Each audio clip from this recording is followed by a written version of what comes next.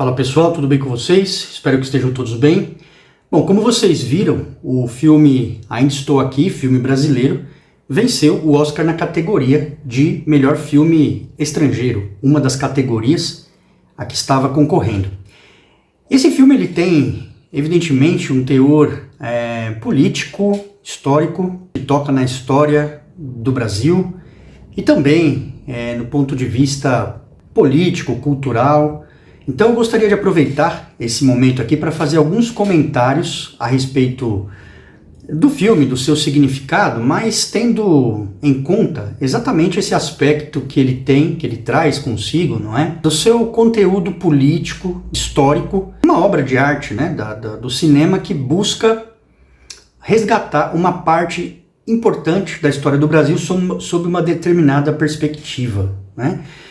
Como vocês sabem, a história retrata o período da ditadura militar no Brasil e é uma história contada a partir da perspectiva de uma certa família de classe média brasileira, em que o deputado Rubens Paiva, ele é perseguido, tem a sua casa invadida, é levado embora pelo regime militar, sofre essa perseguição, sua família sofre uma invasão do seu domicílio, sofre torturas, né, são torturados para confessar se faziam parte do movimento contra o regime. O fato é que Rubens Paiva ele desaparece, né, ele nunca mais retorna, e aí a história conta a história de sua esposa Eunice Paiva, que busca um reconhecimento desses fatos, e isso, o filme retrata essa trajetória dela em busca de uma reparação, de um reconhecimento desses fatos, né? E aí, em função disso, esse filme nos leva a refletir sobre várias coisas, né? Ele tem uma questão histórica, uma questão política inegável, e também uma reflexão sobre o que é um regime autoritário, o que é viver em um lugar em que as liberdades democráticas são reduzidas ou mesmo suprimidas, e o que é esse teor da liberdade humana, né, quando submetida a determinados regimes, certo?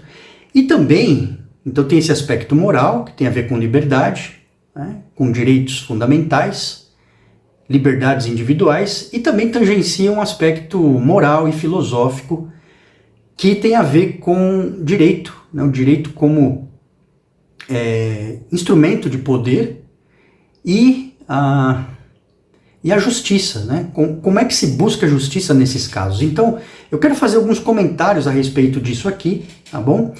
E, bom, a primeira coisa acho importante, né? Esse não é o ponto que eu quero tratar aqui, mas eu queria falar um pouquinho brevemente sobre o filme. Eu não sei se vocês já puderam assistir ao filme, eu tive a oportunidade de fazer isso há alguns meses, uns 2 meses atrás, né?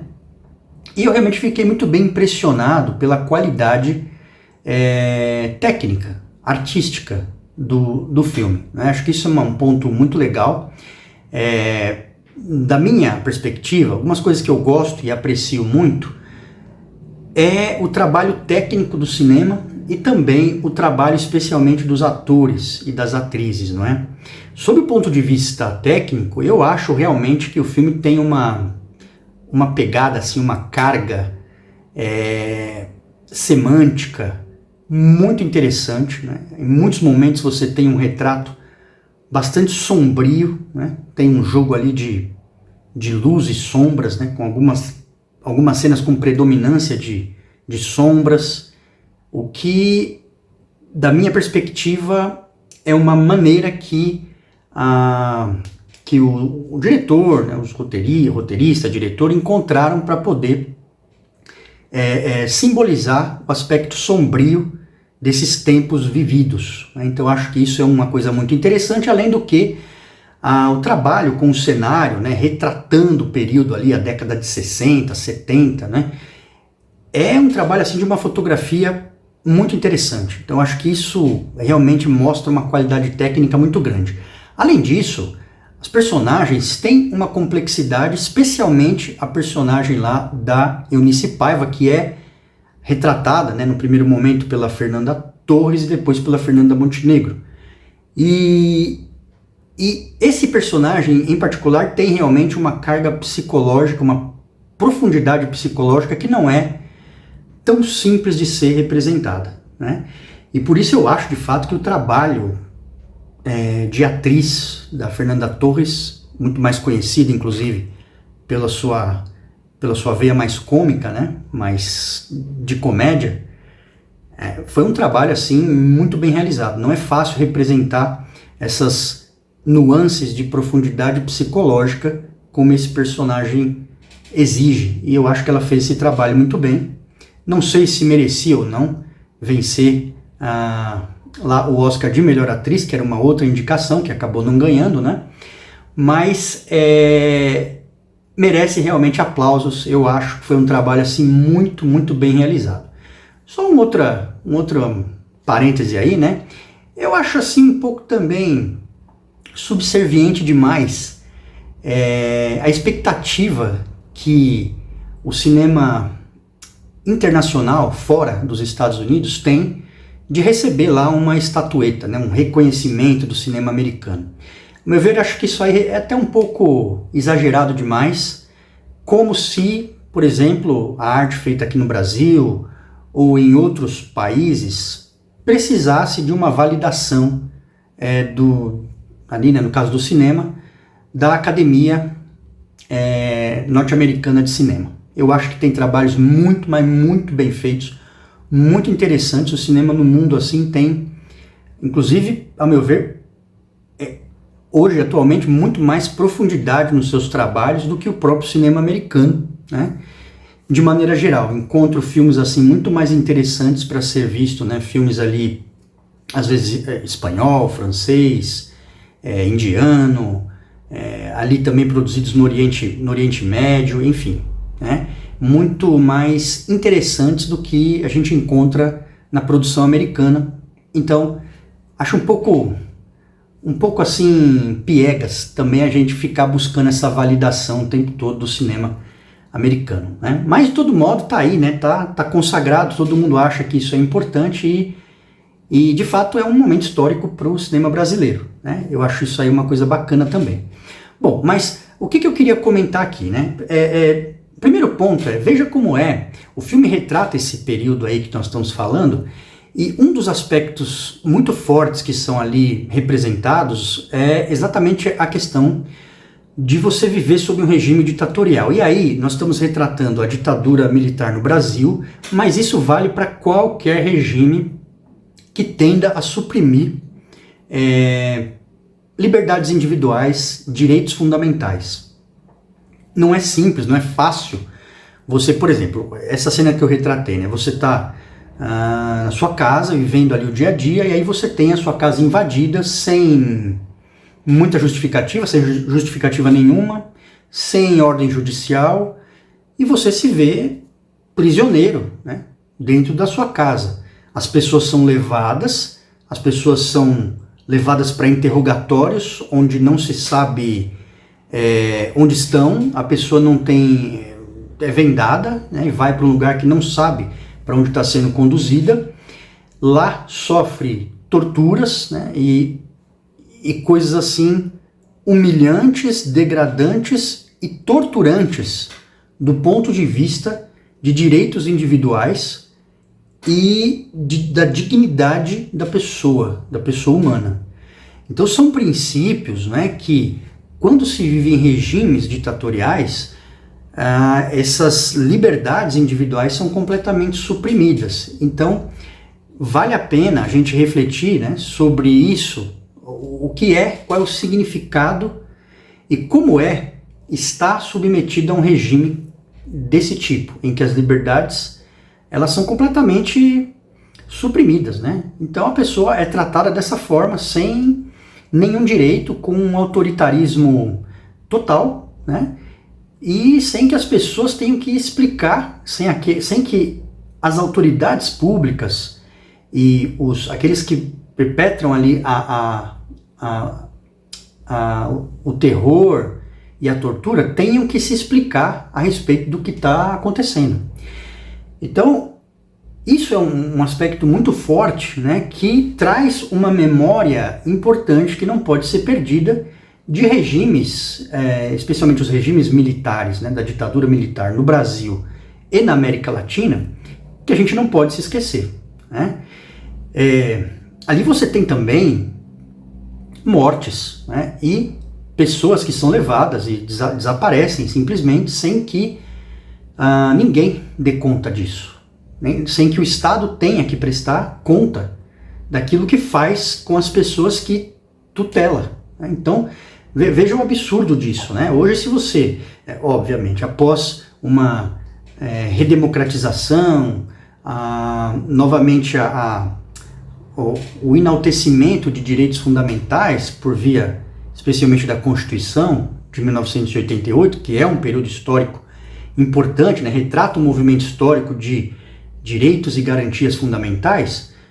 Isso são coisas inimagináveis. Você não pode imaginar, por exemplo, que você vai ser sua casa vai ser invadida sem que exista uma explicação, uma ordem judicial, que você vai ser levado para algum lugar, ou alguém de sua família vai ser levado, sem que você saiba o motivo para onde está indo, quem é a autoridade que vai conduzir e qual é o tipo de interrogatório que vai ser feito, sem assistência de advogado, sem coisa nenhuma. E o absurdo, né, de tudo isso. Você não pode imaginar que uma pessoa vai desaparecer da tutela da autoridade pública, do Estado, sem que o Estado tenha que prestar conta disso. E era exatamente esse o regime, né, que nós estávamos submetidos a não muito tempo atrás. Então é importante, especialmente aqui, né, para essas gerações do futuro aqui, do presente, né, que não viveram, né, basicamente não tiveram contato, né, com nada disso, possam entender, né, resgatar uma memória de um passado que realmente traz muitas coisas sombrias e que a gente não quer que se repita, né?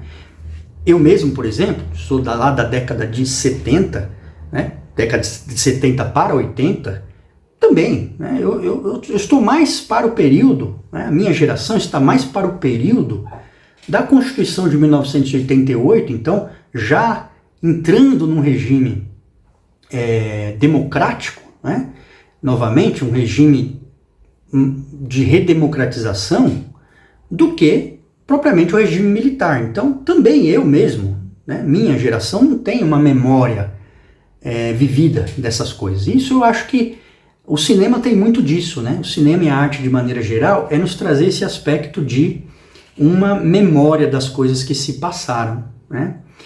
E uma coisa interessante, né, que é retratado ali no filme também, é o que no direito se chama a justiça restaurativa, ou a justiça de reparação, né? Existem vários nomes para isso, mas o que é isso, né? O que é essa justiça restaurativa? São processos da justiça que buscam, que tem alguns propósitos, né? Fatos passados, fatos que se passaram em regimes dessa natureza, em regimes extremamente autoritários, em que o direito foi praticamente suprimido. A justiça tem alguns objetivos de resgatar a memória desses fatos e promover reparações possíveis para as vítimas que ainda estão vivas, né? E que ainda buscam esta reparação. Então o filme ele narra muito bem isso, porque a Eunice Paiva, né, ela depois ali ao longo, né, do período vai buscar essa reparação, e uma cena marcante do filme, né, acho que vai ser o único spoiler que eu vou dar aqui, ao final de tudo ela recebendo ali um certificado, né, um atestado de óbito do seu ex-marido, né, do seu marido, o Rubens Paiva, mostrando ali, né, data de falecimento, tudo direitinho, né? Então isso assim parece ser uma coisa simples e banal, né, para quem está de fora, para quem veja, nós estamos falando aí de décadas que se passaram e a vida seguiu adiante. Mas pense no drama das pessoas que viveram essas coisas dentro das suas vidas. Tiveram as vidas invadidas, as pessoas foram levadas embora, nesse caso a pessoa desapareceu, e não se sabe mais nada. Então é viver, né? Isso é viver com a sombra permanente de um passado que nunca se dá por encerrado, nunca termina, né? E isso é muito doloroso, né? Pensando aqui do ponto de vista agora humano, do ponto de vista moral, ético, mas principalmente humano. É muito duro viver com uma sombra como essa de uma coisa de uma história que nunca se encerrou, né? Que não termina. Então, você receber pelo menos do Estado um atestado, um certificado de óbito, né? Atestando alguma coisa que se passou, uma data em que vamos ter essa pessoa como falecida e alguma coisa, né, dizendo sobre aquilo que se passou, o que aconteceu, uma espécie de reconhecimento, já traz no coração daqueles que viveram anos e anos sob essa história sem fim, né, já traz algum alento, algum alívio. E esse é o aspecto da justiça de reparação, da justiça restaurativa. A justiça restaurativa, ela tem alguns objetivos, tá? Alguns objetivos. Um deles é o reconhecimento da verdade. São 4 grandes objetivos. É o reconhecimento da verdade, a responsabilização, né, daqueles que precisam ser responsabilizados e a busca da justiça, a reparação às vítimas e a garantia, né, a busca de não repetição. Então o primeiro aspecto é o reconhecimento da verdade. É o Estado dizer assim, olha, esses fatos aconteceram dessa maneira. Por exemplo, eu tenho várias vítimas do regime militar brasileiro, alguns morreram e não se encontraram os corpos, outros foram encontrados, mas o regime não reconheceu que eles foram torturados e assassinados, e outros simplesmente desapareceram. Então, para cada processo como esse, busca-se o quê? Busca-se a restauração da verdade. É você reconhecer a verdade de alguma maneira. Esses fatos aconteceram e aconteceram assim. Então é um reconhecimento do Estado em relação a isso. O outro aspecto é justamente a responsabilização daqueles que cometeram torturas, cometeram atos contra seres humanos. E que muitas vezes isso se passou, às vezes até sob leis de anistia, né? E esse é um outro ponto bastante controverso, né? Até que ponto uma lei de anistia pode ou não ser considerado um instrumento jurídico válido, sendo que, na maior parte das vezes, isso é feito num determinado momento em que não existe uma normalidade institucional, né? Mas então, busca-se essa responsabilização também, que muitas vezes é encoberta ou impedida por leis de anistia, e a justiça para que aqueles que cometeram atos contra seres humanos possam também responder pelos seus atos. O outro aspecto é a reparação às vítimas. Isso pode ser uma reparação financeira, patrimonial ou de outras maneiras também que visam minimizar, né, o sofrimento, a dor, reparar de alguma maneira. E por fim, o último aspecto é a garantia, né, que o Estado se mobilize para que eventos como esse não aconteçam no futuro. Então é dizer assim, quais medidas o Estado está tomando para evitar que esse tipo de situação ocorra novamente no futuro. E a gente pensa já como isso é relevante, né? Como que estados de direito, estados que garantam as liberdades individuais, a dignidade das pessoas, são mecanismos que são muito sensíveis e são muito sutis. Então é preciso tomar todo tipo de cuidado, né, para que a gente não volte a repetir, né, cenários que afrontem ou que permitam a afronta da dignidade das pessoas, né, dignidade humana.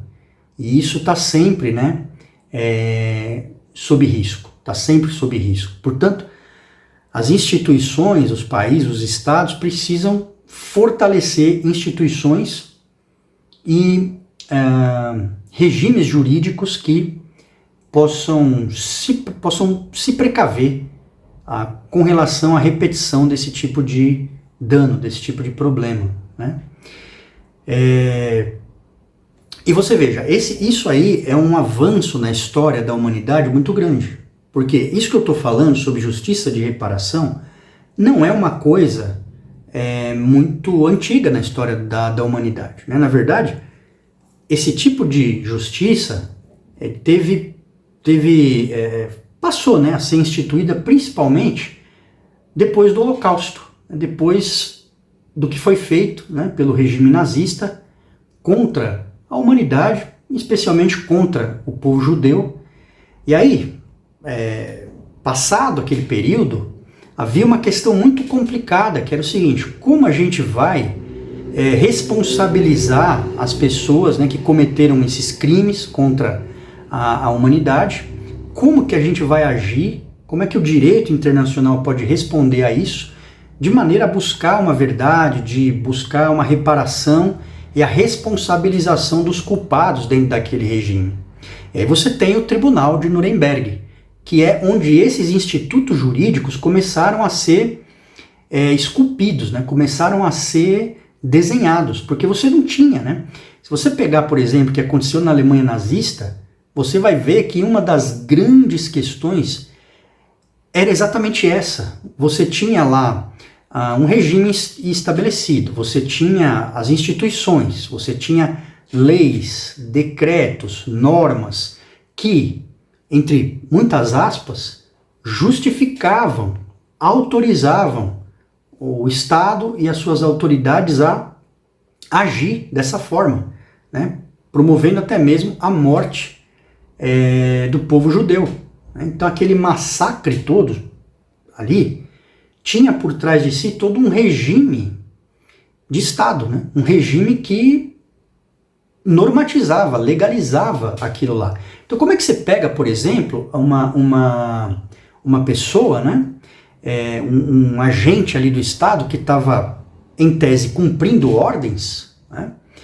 E você vai responsabilizá-lo, né? Levá-lo a julgamento, né? Então uma das questões, o que normalmente essas pessoas alegavam? Olha, eu estava só agindo, cumprindo ordens, eu estava fazendo aquilo que era o meu dever como um agente do Estado.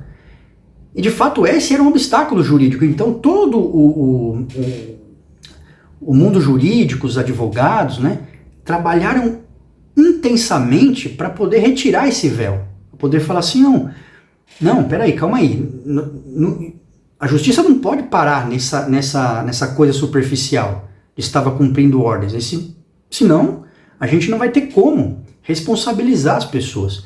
Então foi todo um trabalho de construção jurídica para retirar esse véu e dizer assim: olha, embora você estivesse ali num regime, embora existisse ali leis e normas, essas leis eram claramente contra a humanidade. Então, essas ordens eram claramente contra algo muito essencial, que é a vida humana, a dignidade de uma pessoa. Então você não está justificado por ter agido de acordo com essas ordens. Você tinha uma lei moral, né, antes disso tudo, que deveria servir como guia para sua consciência e, portanto, você vai sim responder por esses crimes pela sua conduta individual. Talvez não pelo regime inteiro, mas pela sua conduta individual. Essa é uma das grandes questões, né, da filosofia e do direito. Isso é muito bem trabalhado na obra Eichmann em Jerusalém, né, que é da Hannah Arendt, em que ela trabalha o conceito de banalidade do mal, né? O que é isso daí? Justamente, o que é o Eichmann? O Eichmann é alguém que é levado a julgamento lá no Tribunal de Nuremberg, e ele era apenas um operário qualquer do regime. Ele era uma pessoa que não era um mentor intelectual, ele não era alguém que engendrou, planejou, não. Ele só executava ordens rotineiras, cotidianas, de abrir lá espaços lá na câmara de gás, ou sei lá, nas trincheiras que viravam covas, enfim. Acionar ou contar as pessoas que entravam nos vagões, que iam caminhar para os campos de concentração, ou muitas vezes para o próprio Holocausto, né? Então qual que era a alegação dele? Era essa, eu não era nada, eu não era ninguém, né? Eu era apenas alguém que estava cumprindo o meu dever rotineiro, né? No entanto, ele foi, obviamente, condenado, né? Segundo os conceitos jurídicos que começaram a emergir a partir do Tribunal de Nuremberg, justamente para fazer essa justiça de reparação. Mas está aí um ponto importante que fica aí para a nossa reflexão, né? Porque aí é um embate muito grande entre o direito positivo, aquilo que as ordens estabelecem, né? E, por exemplo, sob um regime nitidamente injusto, como é, por exemplo, o regime do nazismo, alguém estaria justificado por seguir esse regime, contrariando ditames da própria consciência? Alguém estaria justificado em deixar de fazer aquilo que seria moralmente correto por causa de um regime estabelecido com base em leis que são manifestamente leis injustas? Então esse é um grande embate, inclusive, entre direito positivo, né, e o direito natural. Então será que existe, olha que coisa importante, hein? Isso vai inclusive contra todo um discurso relativista moderno, ou pós-moderno, né? Será que existem conceitos, verdades, valores que podem ser tidos como universais e essenciais, né? Como parte de um direito natural e que não podem ser colocados de lado, mesmo que existam leis que sejam contrários a esses direitos, a esses valores naturais e fundamentais? Essa é uma grande pergunta, né? Então, é possível que existam leis manifestamente injustas? E caso elas existam, qual deve ser o comportamento individual das pessoas em relação a isso? Então, não tem resposta fácil para isso não, viu? Não tem, por exemplo, eu falei aqui da questão do Tribunal de Nuremberg, falei do caso do Eichmann, né? Foi julgado lá também. Há divergências para tudo isso, né? Há muita gente que defende um lado ou outro, né? Porque agora eu quero que você se imagine também, dentro de um regime em que as leis são essas, que a cultura é essa, que as ordens são essas, e até muitas vezes que desobedecer essas ordens representa um risco à própria vida, né? Então, as coisas não são assim tão simplesinhas, né? É coisa que exige realmente muita reflexão da nossa parte, entendendo como que é esse dilema, esse embate entre uma lei moral, a existência de uma possível lei moral, de uma consciência, e o quanto que essa consciência tem que se sobressair, mesmo diante de leis presentes aí no mundo, né? E regimes que são nitidamente regimes autoritários ou regimes injustos. Então aí tem pontos bem interessantes, né, para nossa reflexão. Bom, deixa aqui seus comentários, o que vocês pensam desse assunto e nos vemos aí nos próximos vídeos. Mas não deixa de comentar, porque os comentários são o que fazem o debate realmente ficar mais rico. Nos vemos nos próximos vídeos. Até mais, pessoal. Tchau, tchau.